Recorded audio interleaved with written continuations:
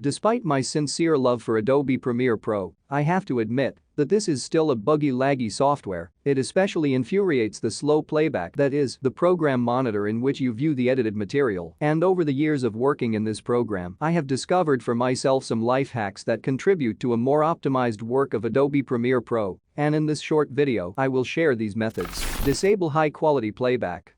The very first and simplest thing we can do is, if you have playback lag, that is, the preview window as it is called, then you can reduce its resolution. Here we have, these are the parameters that we can change the select playback resolution. Here we have full, that is full, and we can reduce it to half and 1/4. If you have even more material, we can put 1/8, 1/16. Let's put 1/4. The quality of the preview will worsen, but it will lag less. Graphics processing unit. The second is to turn off the high-quality playback option, that is, playback with increased quality. You can find it by clicking on this wrench and turning off such a high-quality playback option.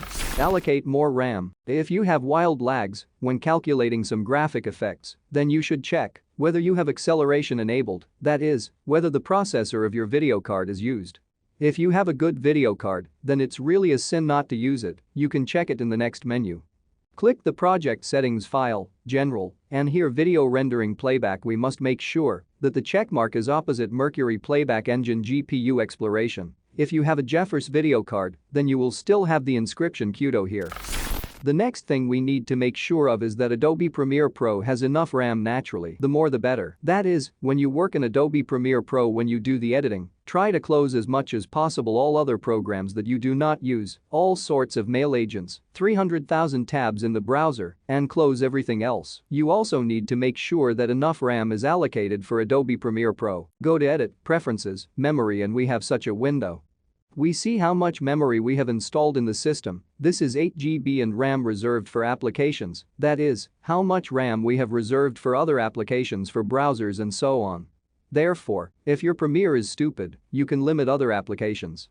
Let's put, for example, 1.5 GB. This means that 1.5 GB will be used by other applications and 7 GB will be used by Premiere Pro, and click OK.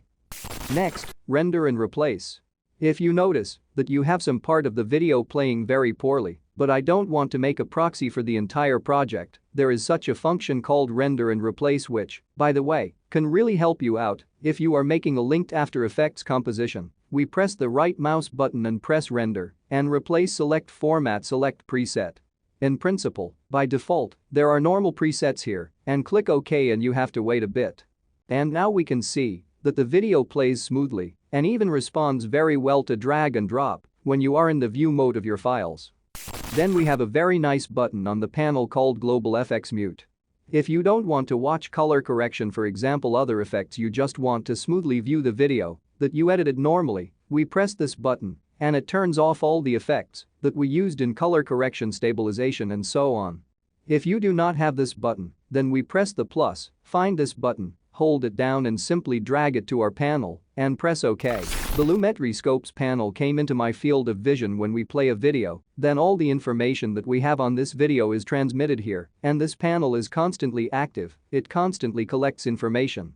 Therefore, if you are not doing color correction, then it is advisable to keep this panel closed, and only when you are doing color correction do you need to open it, view it, and then close it. Well, of course, in the end, I want to say that you really need to upgrade your computer if you already have an old one, but this is of course understandable.